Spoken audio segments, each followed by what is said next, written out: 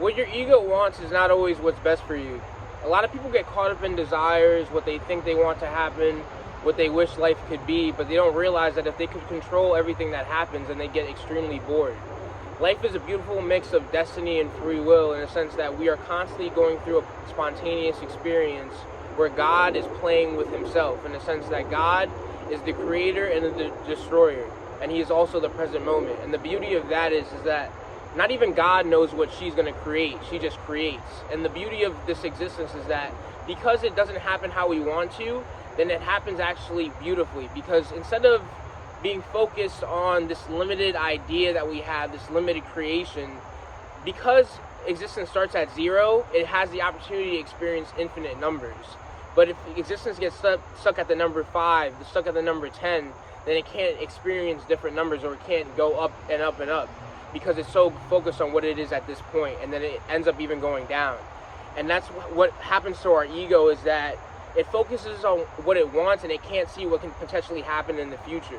It limits our creativity when we get focused on what the ego wants instead of our greatest potential. Instead of focusing on what the greatest thing could happen, we focus on what happened. And the beauty of this is that the present moment is not actually getting stuck on what's happening right now, what situation you're in.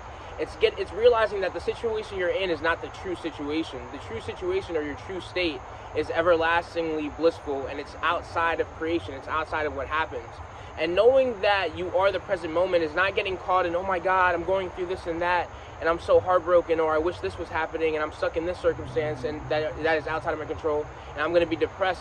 But you don't realize that your true nature is beyond this world. And when you realize that your true nature is beyond this world, then you don't get caught in petty desires such as, oh, I wish life was this way, I wish life was that way. You accept it as it is. And I'm not saying you don't express distaste for the things that happen in life, in the sense that sometimes shit just stinks. So don't force yourself. Enlightenment is not about putting perfume on shit. It's realizing that it's there, that shit is there, but you're not letting it affect your bliss. And that's the beauty of enlightenment, is that you can feel all types of things. You can have all types of desires, but it's about being detached from the desires. But in a sense that what ego is that it wants things to be as it is, and if it doesn't end up that way, then it feels depressed and it starts feeling negative, and it starts holding on to that negativity. You can express that something is bullshit, or something is annoying, or something is this and that, but you can't say that I'm an annoyed person. You can be annoyed, but not an annoyed person. Because when you start building up this character, such as I'm going through this and that, instead of just naturally expressing yourself, because existence expresses itself in infinite forms. It's beautiful in a sense that you could have a negative attitude or a positive attitude, but as long as you're detached, then you're perfectly fine. But people get caught up in trying to feel a certain way or trying to be a certain way, and then they end up enforcing that on others. Religion is indoctrination, which is, oh, you have to behave a certain way to be this or that. But the beauty of enlightenment is that it's beyond a way, always fit into it. But a lot of people, including yourself, will try to put yourself in a box, such as I should be this place in life, I should be that place in life, not realizing that when you let go of ideas of what you should be, then you end up beautifully being what you are. And the beauty of just being and not worrying about, oh, I should be achieving this and that, because immediately from childhood we're conditioned to always want to achieve, always going to this place and that place to achieve happiness. And then when that happiness goes away, as it inevitably does, then we lose that happiness, thinking that that happiness belonged to that place or person. Not realizing without your mind interacting with that person or place, then you can have no idea of happiness. It takes two to tango. In a sense that God is playing with himself. The beauty of non-duality is that it also includes duality. So the beauty of duality is that it's God wanting to experience himself. But people get caught up in the obsession of that experience because they think that their happiness doesn't come from their source. The source gives birth to all. The mother gives birth to all. So all the enjoyment that you experience belongs to God, your true nature. But because your ego wants to take credit for the experiences, like, you know, when you think everything should be logically going right and everything goes wrong, well, those are, instead of complaining, those are times to thank God, like, wow, this is really all of the divine will. Like, my ego thinks I can get whatever it wants, when even the idea of want was given by God. And that's the beauty of not winning sometimes in life, is that you could learn to be grateful for even losses. Because how can you become enlightened if you're constantly going through joy, temporary joy, and you don't seek everlasting joy? The people who suffer, they realize that nothing in this world can give them happiness, so they seek a state from the gurus and the sages that puts them beyond all need for happiness. And really, happiness is temporary, but bliss is always lasting. So bliss is even better than happiness.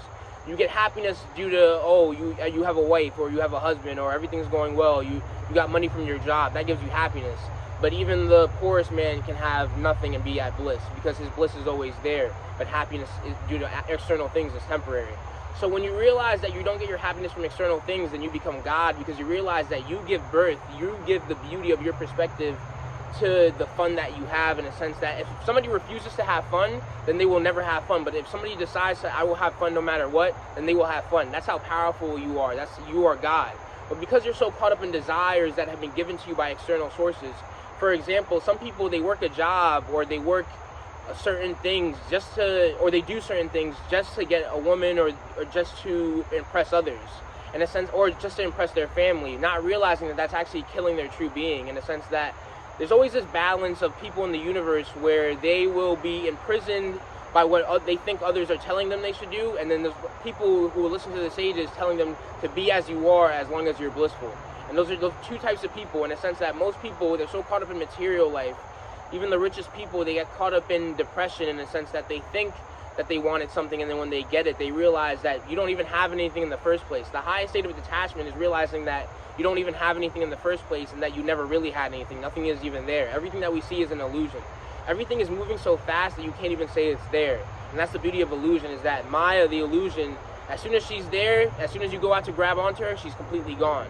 And that's the beauty of this illusion, is that it doesn't make sense, and that's the beauty of not making sense, or going beyond what we think is sense, or we think is rationality, is that we can experience true rationality. Because actually it's irrational to be too rational, because then you get caught up in your fixed idea of what reality should be, and you miss out on what the beauty of all that is. And the horror of wanting to force reality to be as you are is that you miss out on true love. Because even your relationships will have all types of animosity, and all types of, when you could have, even, I'm telling you, even the people you think are, because you're so judgmental, you think are the worst people in the world, you can actually make great friends with them. Like, there's this beautiful story of Rama, when he was going to save his wife Sita, sage Rama, he was going to save his wife. He had fought a person, and instead of hating the person, actually after he killed the person, he says, I wish I knew that person as a friend. That's how detached sage Rama is that he doesn't judge people, in a sense that he might fight the person, he might physically express anger towards the person, but he inward in his heart, he loves everybody, because he sees them as an expression of himself, as God. And that's the beauty of being one with existence, is that you can see even the quote-unquote ugliest things as beautiful.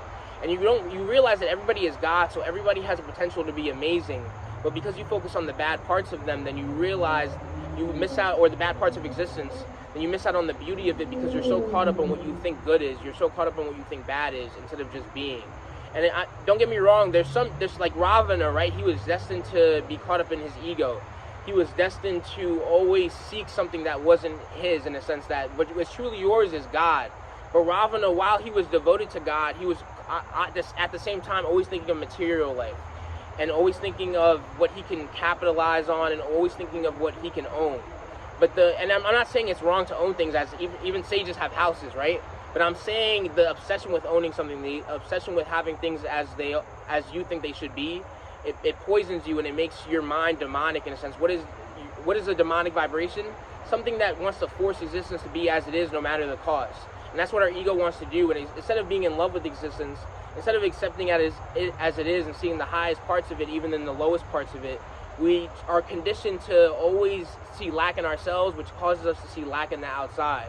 And I'm not saying you can't express disgust for this world, because actually to express disgust for this world and to be tired of it and tired of the nonsense is actually, as Sage Siddhartha Marswar said, advancement in spirituality. He said to be disgusted with the world is to actually be advanced in spirituality. Why is that? It's because when you are beyond this world and when you are done with it, then you have an opportunity to attain eternal joy.